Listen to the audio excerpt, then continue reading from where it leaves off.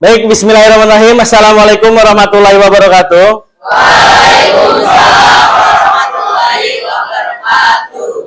Bagaimana kabarnya hari ini? Alhamdulillah. Alhamdulillah, sehat semua ya? Baik, sebelum kita mulai pelajaran pada hari ini, Bapak minta Ketua kelas Erlan untuk memimpin doa terlebih dahulu. Silakan Erlan. Siap. Sudah agama dan kepercayaan masing-masing. Sudah dimulai.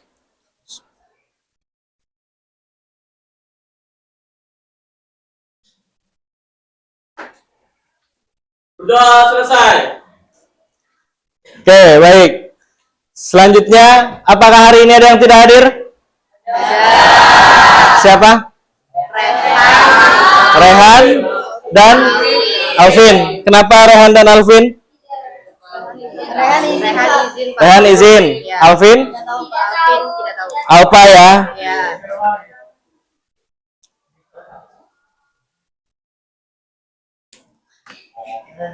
Oke, baik. Sebelum kita lanjut, Bapak ada satu pertanyaan. Bapak ada salah satu pertanyaan yang akan berkaitan dengan materi yang akan kita pelajari pada hari ini.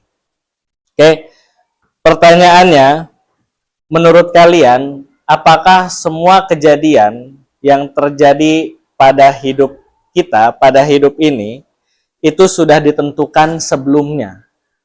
Sudah ada ketentuan sebelumnya yang kita nanti akan begini, akan begini. Menurut kalian, itu sudah ditentukan atau belum? Kalau menurut kalian sudah ditentukan, apa dasarnya? Siapa yang mau menjawab? Saya, Ya, Aira, silakan.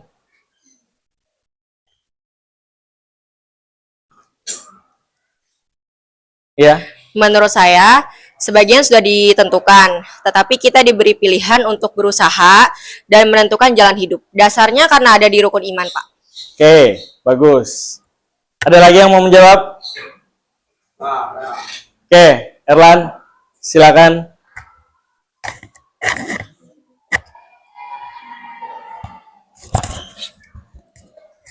Semua itu karena kejadian itu sudah ditentukan Allah. Tapi kita harus tetap berusaha dan berdoa agar mendapatkan yang terbaik. Karena dasarnya itu ada di Al-Quran. Namun saya lupa di ayat dan surahnya. Oke, baik. Terima kasih Aira dan Erlan atas jawabannya. Jadi, betul apa yang sudah dijawab oleh Aira dan Erlan. Jadi semua itu sudah ditentukan sejak zaman azali. Itulah yang kita kenal dengan qada. Dan ketika nanti itu terjadi, itulah yang dikenal dengan qadar. Adakah di sini yang pernah memiliki pengalaman terkait, oh ternyata itu tuh bagian dari iman kepada qada dan qadar atau iman kepada takdir yang pernah saya alami? Ada? Saya, Pak. Ya, silakan. Waktu saya ngikutin lomba ajan di Kecamatan Priuk, saya tampil. Terus setelah tampil, saya nggak yakin sama hasilnya, karena saya ngelihat peserta lain tuh banyak yang bagus-bagus, Pak. Tapi setelah saya Hasil pengumuman masih mendapatkan juara 3, Pak. Saya nggak nyangka aja gitu. Padahal kamu udah pesimis tuh lihat pesaing-pesaing kamu kayaknya, wah ini mah jauh nih dari menang nih. Iya, Pak. Nggak peringkat terakhir aja udah syukur gitu kan. Iya, Pak. Ternyata masih dapat juara 3. Oke, baik. Terima kasih Lana. Ya, itu juga bagian daripada qada dan qadar atau takdir. Jadi kita udah usaha, lalu kita ngelihat saingan yang lain, kok kayaknya yang lain lebih effortnya lebih bagus ya. Kayaknya kita nggak yakin nih, ternyata hasilnya cukup memuaskan. Nah, itu juga bagian dari takdir. Oke. Selanjutnya, tujuan pembelajaran kita pada hari ini adalah peserta didik atau siswa dapat menyebutkan definisi iman kepada qada dan qadar. Apa itu qada, apa itu qadar, dan apa perbedaan di antara keduanya, dan bagaimana kita mengimaninya. penting kita memahami iman kepada qada dan qadar agar kita lebih beriman lagi, lebih bertakwa lagi kepada Allah Subhanahu wa taala. Oke, Bapak akan menunjukkan satu video. Silakan kalian perhatikan dan nanti kalian tanggapi.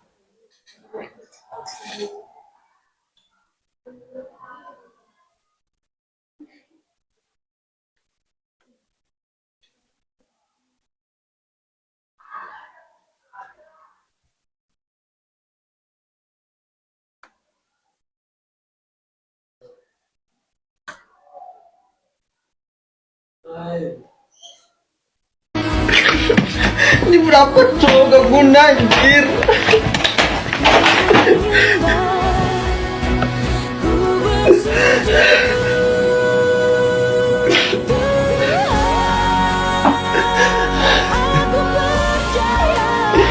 Enam bulan hutang belajar dulu.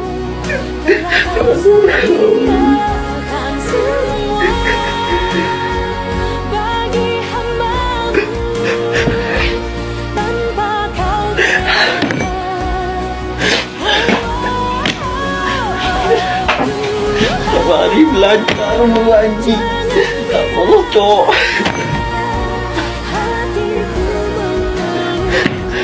Lesson ini lo online.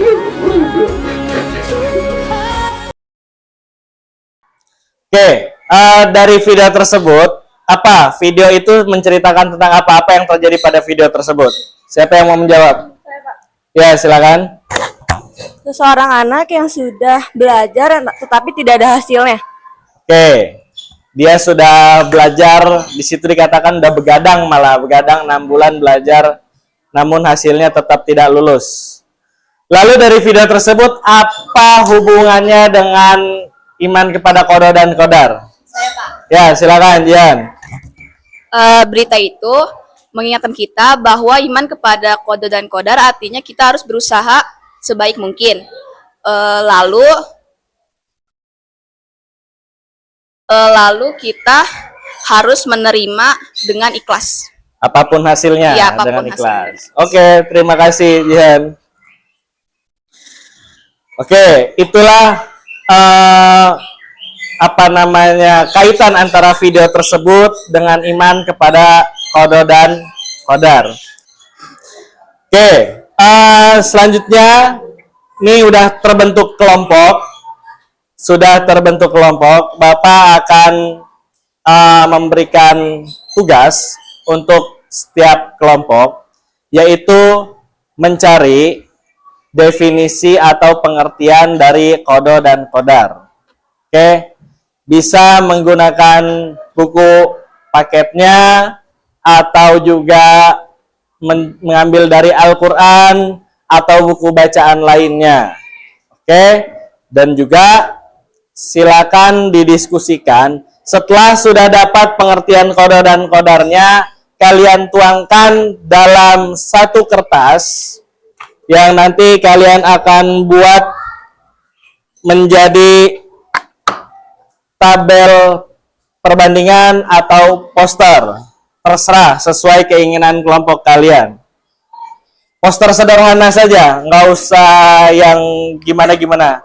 Tapi kalau bisa bagus, menarik, lebih oke juga.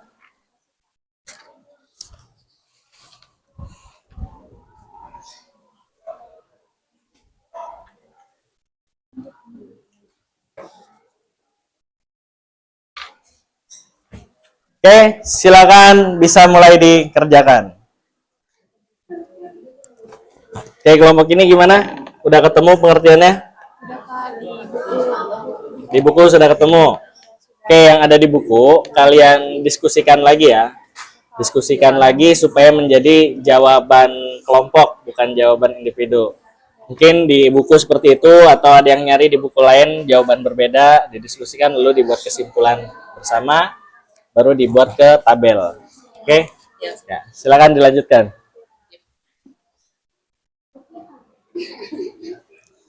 Oke, kelompok ini gimana? Sudah ketemu jawabannya?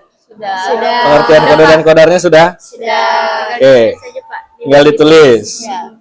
Oke, sambil didiskusikan ya, apa itu kodo, apa itu kodar. Jadi selain dari buku kalian lengkapi lagi. Oke, silakan dilanjut.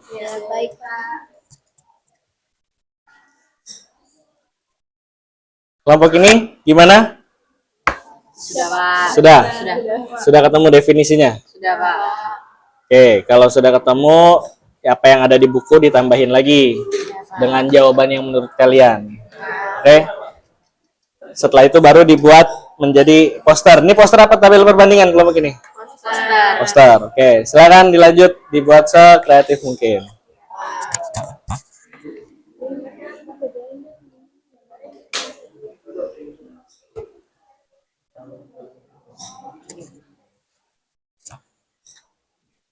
Ini gimana pengertian kode dan kodar ini sudah ketemu? Sudah. Oke, kalau sudah didiskusikan lagi lalu dibuat ininya ya. Ini kelompok ini tabel apa poster? Poster. Oke, ya silakan dibuat sekreatif mungkin.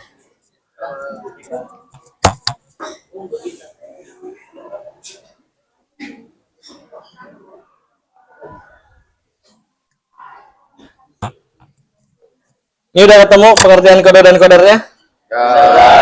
Sudah. Oke, ada di mana? Di buku? Ada? Di Al-Quran juga? Oke, kalau udah ketemu, ditulis definisinya, lalu ntar dituangkan ke dalam bentuk poster ya? Oke, silakan dilanjut.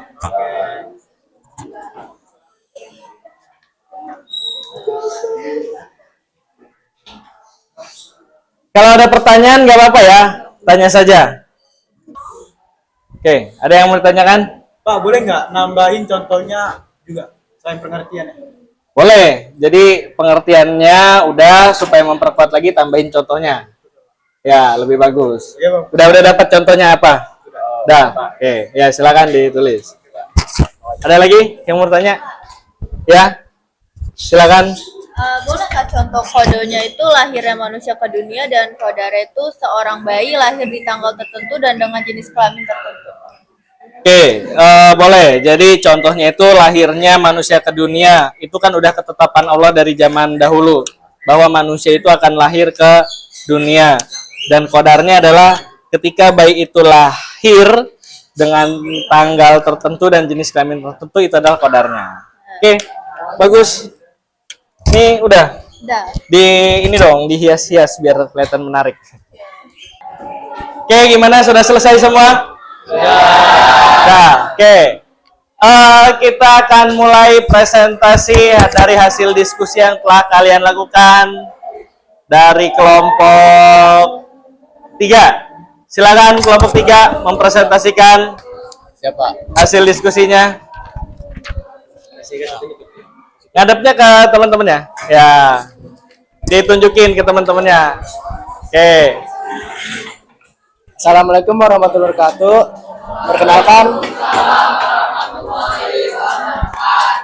Perkenalkan, kami dari kelompok 3 ingin mempresentasikan hasil tabel perbandingan pengertian koda dan kodar. Jadi, pengertian koda, ketetapan atau keputusan Allah yang sudah ditentukan sejak zaman azali sebelum sesuatu terjadi. Sedangkan kodar perwujudan atau realisasi dari ketetapan Allah dalam kehidupan nyata. Aspeknya sifat. Koda bersifat umum dan mencakup seluruh rencana Allah terhadap makhluknya. Sedangkan kodar bersifat khusus dan terjadi sesuai dengan waktu atau keadaan tertentu. Oke. Contoh dari koda, lahirnya manusia ke dunia. Contoh kodar, sekarang bayi lahir di tanggal tertentu dan dengan jenis kelamin tertentu. Terima kasih. Ini hasil diskusi presentasi kami. Mohon maaf bila ada kesalahan. Wassalamualaikum warahmatullahi wabarakatuh. Waalaikumsalam warahmatullahi wabarakatuh. Oke, kita kasih aplaus dulu. Oke, silakan dari kelompok berapa yang mau memberikan pertanyaan atau menanggapi? Oke, kelompok 5.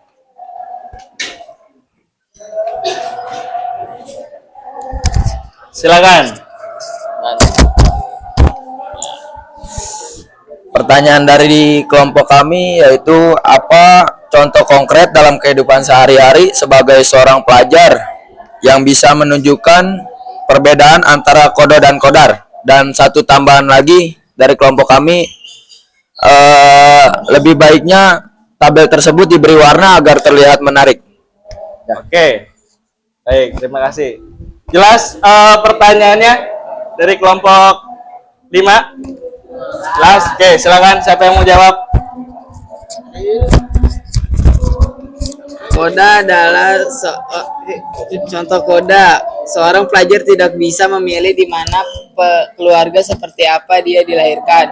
Ini adalah bagian dari koda, yaitu ketentuan Allah yang sudah ditetapkan dari awal.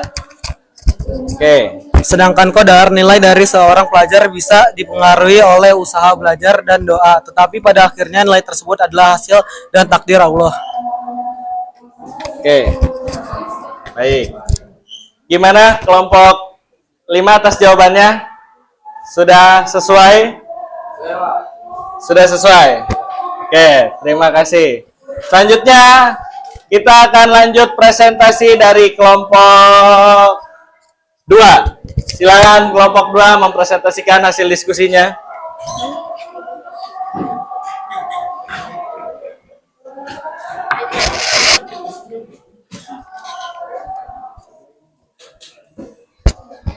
Assalamualaikum warahmatullahi wabarakatuh.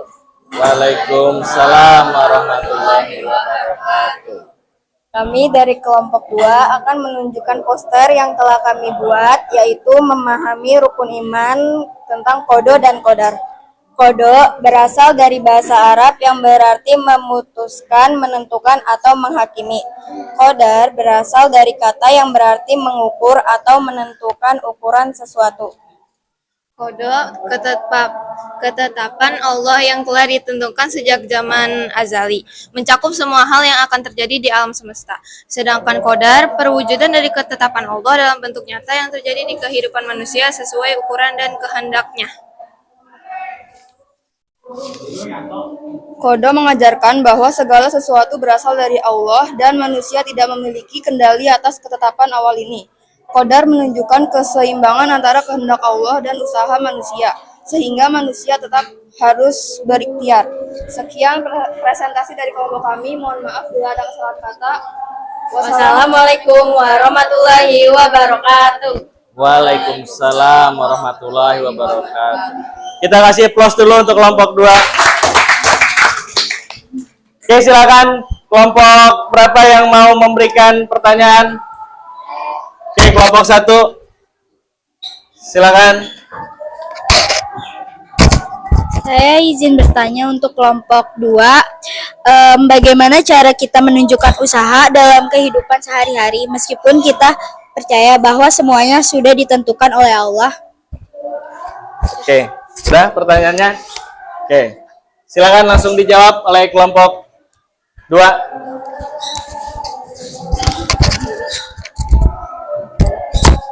Kita bisa menunjukkan usaha dengan tetap bekerja keras, berdoa, dan berikhtiar dalam segala hal yang bisa dilakukan, sambil meyakini bahwa hasilnya tetap di tangan Allah. Usaha adalah bagian dari takdir, dan kita harus berusaha sebaik mungkin dengan penuh keikhlasan. Oke, baik. Gimana untuk kelompok 1 atas jawaban kelompok 2 cukup? Sudah cukup. Oke, baik. Mungkin ada lagi yang mau memberikan tanggapan dari kelompok lain? Oke, kelompok 4. Silakan. Menurut kelompok kami, posternya sudah bagus dan menarik karena sudah ada visual yaitu berupa gambarnya. Tetapi alangkah lebih baiknya jika poster tersebut itu ditambah warna lagi agar lebih berwarna. Sekian, terima kasih. Oke. Silakan ditanggapi kelompok 2. Baik, terima kasih atas masukannya. Kami akan memperbaiki lagi. Hari ini kami membuatnya secara sederhana karena keterbatasan waktu dan alat. Terima kasih. Oke. Baik. Sudah cukup kelompok 4 atas jawabannya? Oke. Oke. Anak-anak sekalian, inilah akhir dari pembelajaran kita pada hari ini tentang iman kepada qada dan qadar. Perlu kita ingat lagi, qada itu berarti ketetapan Allah yang sudah ada sejak zaman azali. Dan qadar adalah ketetapan Allah yang akan datang atau yang akan terjadi atau yang sedang terjadi, itu adalah qadar. Oke. Jadi, iman kepada qada dan qadar itu adalah rukun iman yang ke-6. Baik, rukun iman yang ke-6 yang wajib kita imani. Selain kita imani, harus juga kita amalkan. Ketika kita sudah mengamalkan iman kepada qada dan qadar, kita tidak akan pernah putus asa dan akan terus berusaha. Oke? Baik, selanjutnya